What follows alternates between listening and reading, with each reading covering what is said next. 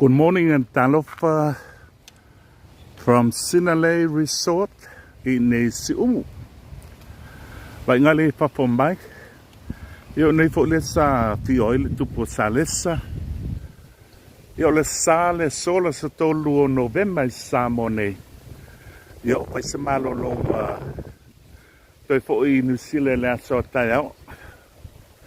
Io manatu sapu atu le ala le atao le Sinalei aso ia before ai le fa il fono. Ia na o umar fono ia no saula fa si e baenga ele I mapaiuna pu eina ona ole sa tapena le fono ia ma pui ai fo mo pui ngo le sanga le mol tupu e peta ia le sola stolo november patoa umal tanto fontanga le wakasi le baya so male aso taluna umal fontanga wala sto nai na te atunei patalo fatu le au onanga tato wala ta Samoa Entertainment TV ia kompaya pa la wilo atu ia tato wata ia mase fo la la manota wala ngai apele to fo I New Zealand le lawa o to o mai lava le so ia fai se malo longa I la stop wa ai sa ia fai se lans ia ia apele to fo ia ma pu atulal tato wata le ole officiale le pitole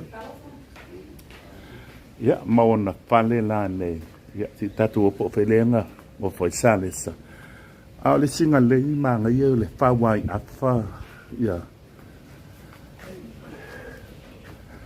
le la to fale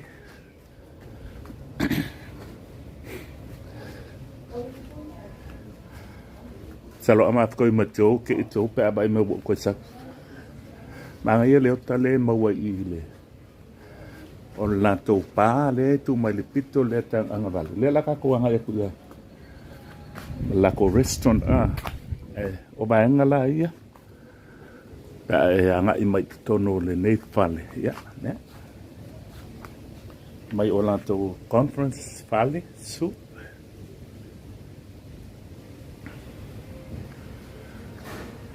o ava no ai le au maua so ngila kumwa e patsa mo fai la talo taya o le ke ngai la holiday yeah isi fo in New Zealand le lotu yeah I fa no le nei yes it's your relationship with Jesus we are manga yo ngala au o la ko lali le ka pe a sa po la ko lunch matina ai ta tu sa bat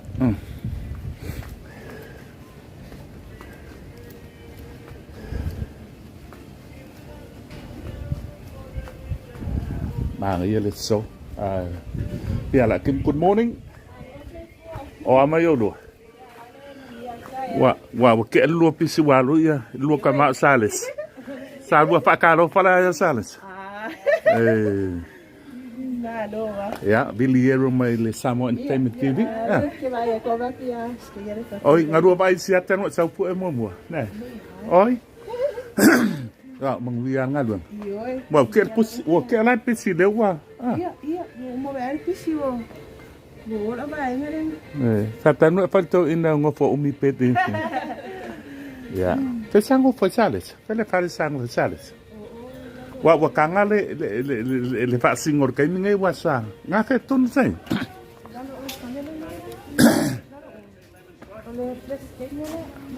oye se silando yo oye skula ki la lo oye lemses oye ngores o nga pa tengo udon fa sango fo sales Dai le kamana dalo ole horas po. Oh, nake kapatsing ho ya. Au finga luenga. Desa sa pa kalo fa sales. Ya, ko kala. Ya. Wa missing mai la ko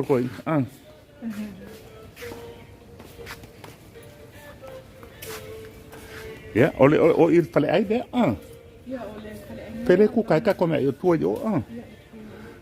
Ia ole ka ko restaurant de o ia tau samie ia malo. Ma i le pito le tua tu le ele pa ma ia mere ka wat singa le manga yonga pau le afa ia lunga o lato wow malo fio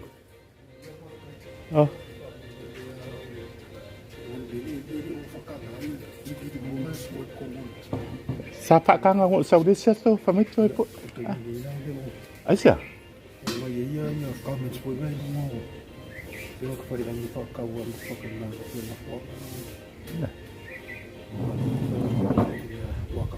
okay do pu ko me nga o restaurant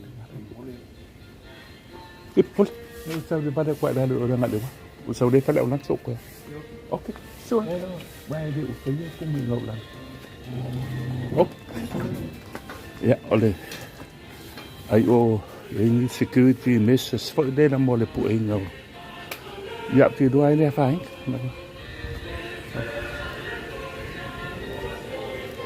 good morning, how are you?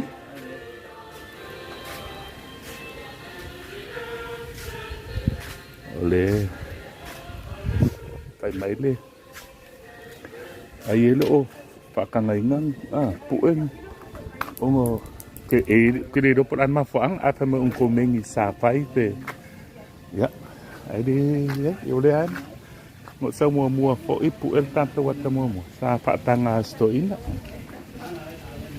it was so good about it ya aus tamala ai pui lang ngalwen ya Đau phải quay liệu phụ hết trong nuôi ô ngạo la lồ cả mình mi lụi nhưng sau đó là lúc sơ phải lão lắm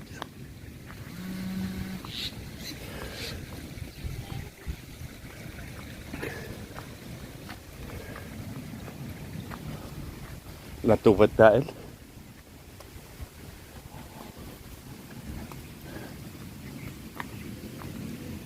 là cổ vật cãi lên lệ ý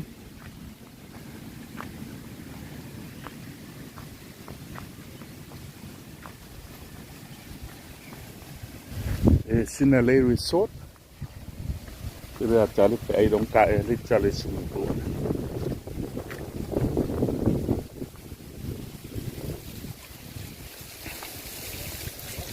No fuang matang utite.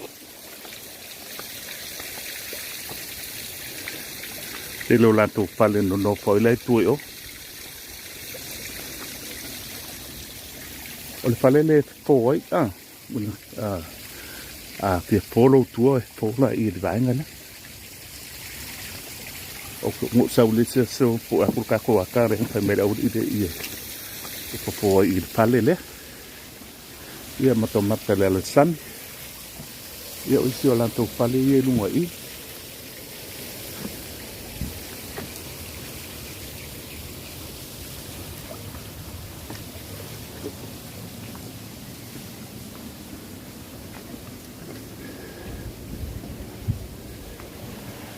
matang o fiel nei no fong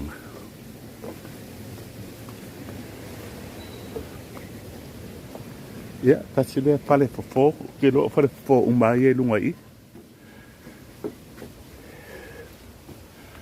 mo se wa man no te sa si mai ni vai ngo o tanto fatan malo ya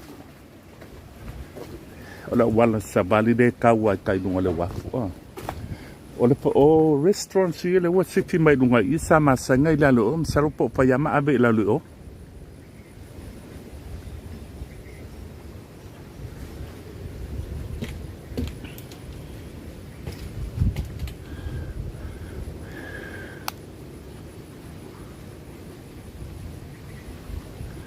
ai pa malo atu le nei ba nga ia na tu man hu po ia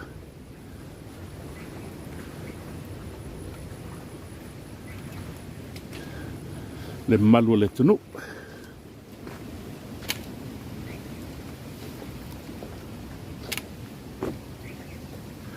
o le coconut la ku mai o picola yo sa pu e fo ka ko merisia la fo ka penga mai lunga o i tai o sa ro pe an pen penga Ma whai e ia me ai o le so.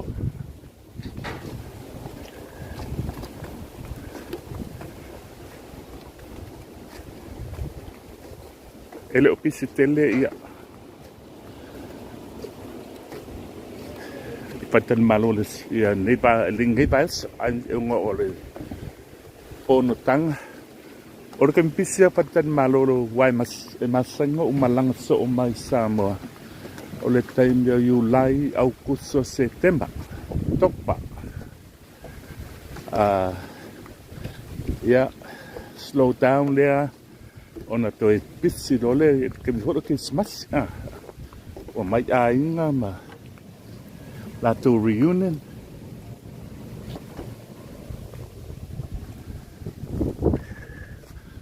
Taimia le holiday season.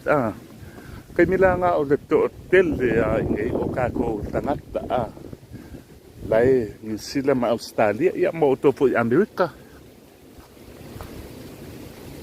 o le beach lea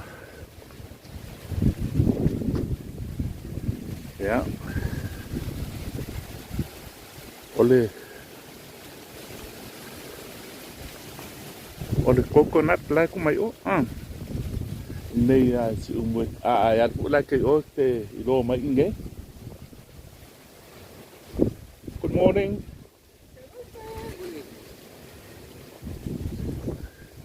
Enjoying your holiday, huh? It's quite good. Yeah. Le vai atu lunga I le pale le ebe sel pale le am sa fa yeni. Nela to piang po I te mio sales sa ine.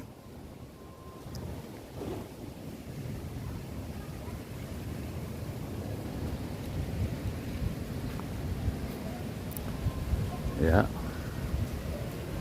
Let's see restaurant la ku menunga o. Sa e masang funga ku ka ya I lunga o le. Lunga le tama wafu le.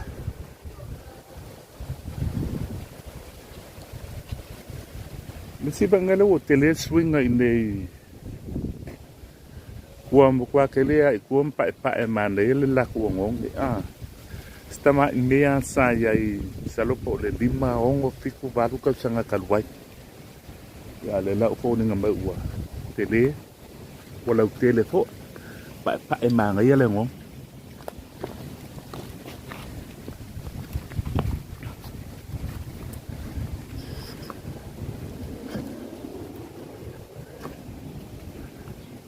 ya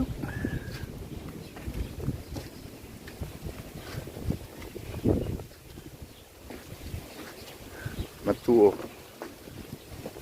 mo po imano long le weekend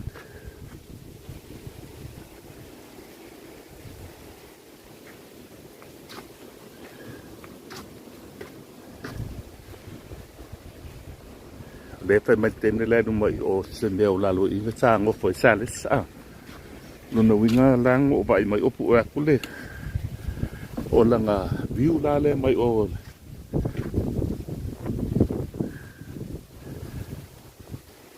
le ma ngai pale le lo po la lo I sa no foi toi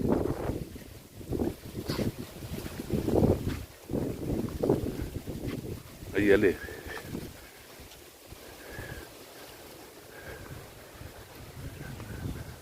ya automatic san lo ele fa singo mai le uri la fa american sai o fale ala la lo yo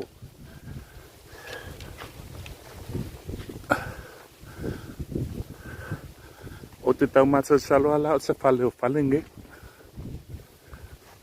awala nga o luma mai o fale sales yata yanga ya e ruma fale mai le mtafanga le Sele o isi fale non maututongi mango whakakalai tua yo o fale lange o le tuto ndua lunga le pit ya sao fa ilo la lole o le vaenga le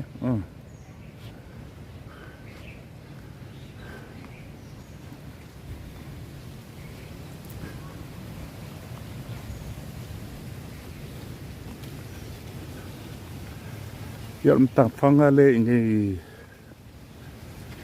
Sinalei po le mtafanga o le coconut la ku mai o mangai ge vo le la ko set up la isia tanu sau pu ko ko ngaki tatu leo ele so se isi timing upload le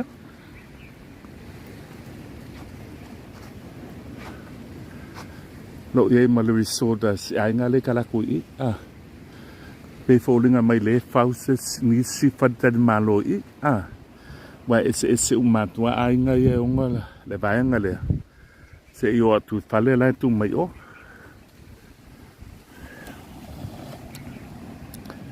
le petat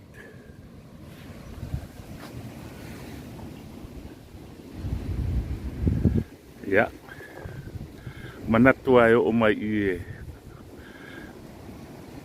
fa pengi si pe fa per falling o le vai nga le sa no foi sa le sa o ke maso sa lo sa fale le tu mai la lo I I'm pretty sure wa ngai de me sa le sa tu do nga kong ale in ta fa fai koi fo ya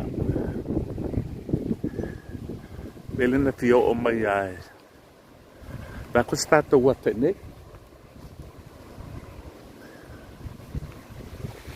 di ele lo fo le tu wa fa winga fo na fa moi ai ba ngai fo le sai span vale luman ka fanga ma pedi ya tu le nganga ile tu so se ne anta to ti ya ye pa penga tanga tatapwa ya na to manuia ya so I fu la le o lo te ba tu to te lo to iPhone sai le lo atu o no le la I cannot read what's on my screen because of the sun reflection out of the wo so la matita le nga mai do of style se vai pe ka ele pe mo la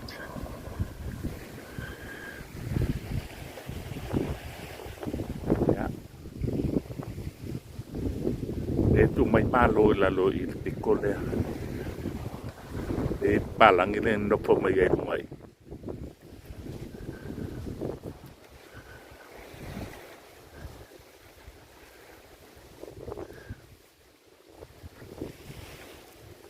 tatu sampan ngata ya o I fa ele va po le wa to telefo yo le au fa se e o mai fa ele va ya ngo le fa se si no fanga po le la tungat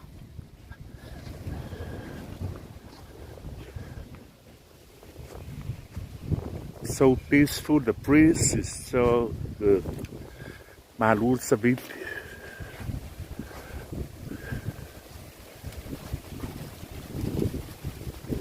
ya sa o ke maso salo la o si fale le tu o pe si ma o lunga pe si ma tu o ke le fale le tu o ka kwele o ya pe o vai nga ta u ale al e fa se ku ka la lo I o pe me se vel lunch pe fa ka rum pe o oi o la already lunch Sulua. Pa fei pe. Eu kai mate okay. Ya de la mo sa wala na me. Kan sulua. O le wa apas fulu samone. Apas fulu samone. Are kwa ka nga ikula mala afala le la patel tali. Kale pai. So ai la ko le pa ka me la wala. Đâu phải cầu của quản lý sở phổi mà ngay mà đi phổi Samoa so se mea te ngā tu ei lai whātau ia mea whakau maru au e lua matalo e lua la e lu au matalo se ba ai la po la se kuka manga ia le Sinalei beautiful wo e pita e le ma ngofo i lungai this is so good.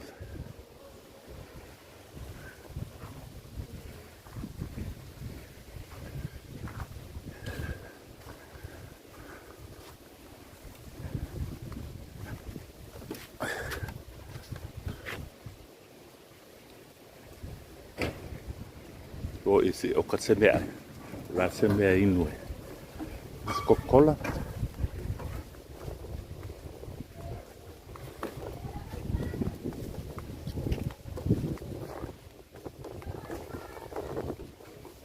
Good morning. Oh, mai lo. Ebe o kangi mea ia. Naka mea o kai mea. Bantay nga o ka telan. Sa o atas full ko ang nga o kal. Ya out sa video tu. Ya ka ko me pa ka sa video no mai le wat.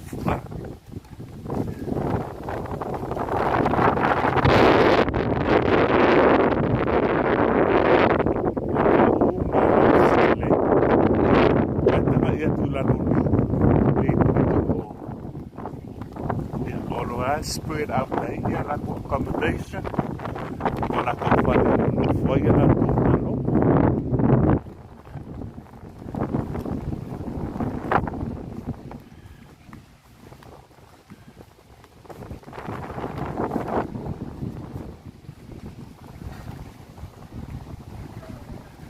What a beautiful setup, huh? Yeah. Lunga ile waffle. Tenengo mai ta ele lalo I a curioso ku mai.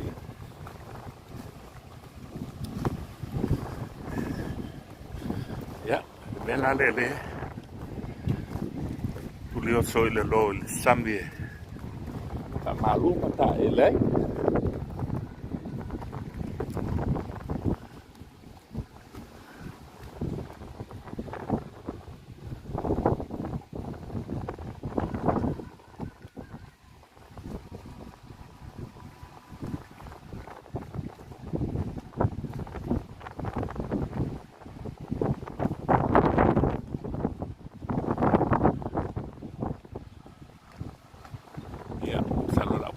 They hang around here at some lunch. Now you're going to say Sinalei lunch. So it's a treat for myself before I go back home. Kasi di ba yan sule na malanga may Samoa. Apay le tuwa yaman o lele. Apay na.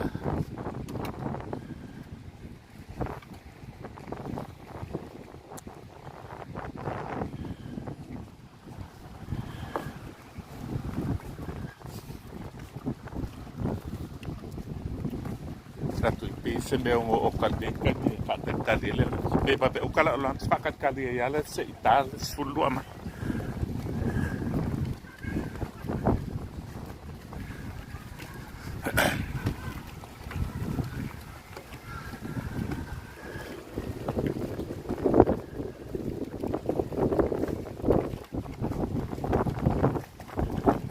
ai la o pai pa o intia na mau mai Ako sangat terway sama may lafen malan si.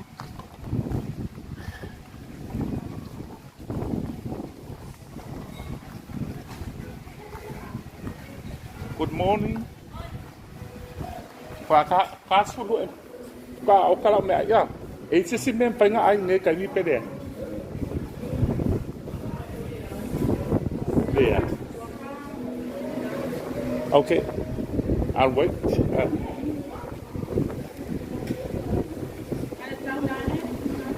Hả? Câu nào? Mày đâu đi em hỏi câu ra đây, cả là sorry. I didn't say coffee. Do you have coffee? No, no. I can see latte, moa. Oh, okay. Yeah. Chị malang ulak le okala coffee. Yeah, di si bayang ngale.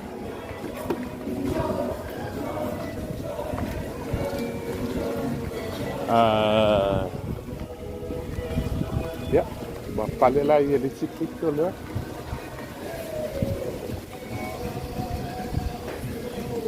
Ya. Betul nak tu sambil nungai.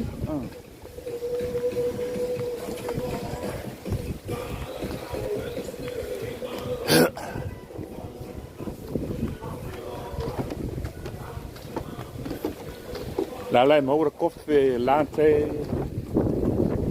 ala ba latte whakarikari na. Se kofe wai leo toi mo mouthful.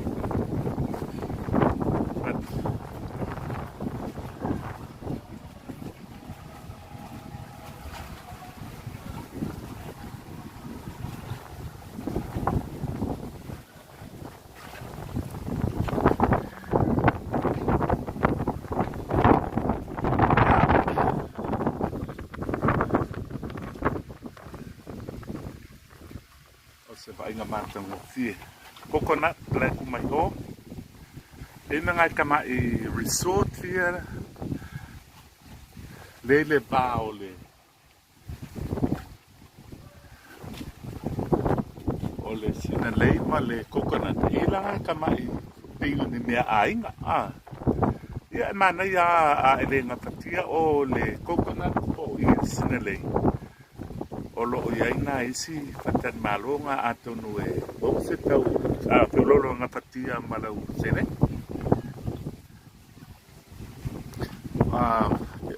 o lo ia le malesi resort le fau la le te pa tu fau pale I ia la ia fat papa ela tu mai o ai pe o nga pale ia no po tangata I pasolo mai lo le Sinalei ia manatu wakaba umal Sinalei se bangana ia fale no nofo ia te doi le fainga lela walwe e inur kofe ia o nangala wala to Samoa Entertainment TV ia pa beatu ia pa manuete le an sapati pa manuia le tua koe po ia pia po e se siata ai le live nga pu e se o tonu ia pia po o le vai asu ian tu na tu le telo I sia tanto wato o ma po e ai mai Samone le Sinalei e Siumu ya pa beatu pa mungete le tuai la singa po le so atu le tuai whenga malolonga le weekend lau lau tau ona nei bili le lua yeru ia so I fuatu ne nei vaenga malo tai foi tu ni matai pea ia te lo tanto salau ma lungo tanto walata au le Samoa Entertainment TV from me over and out tato toi pelo I se sia tato wata pe ato sai male pinangalo le tua ai fa amni tele tua alofa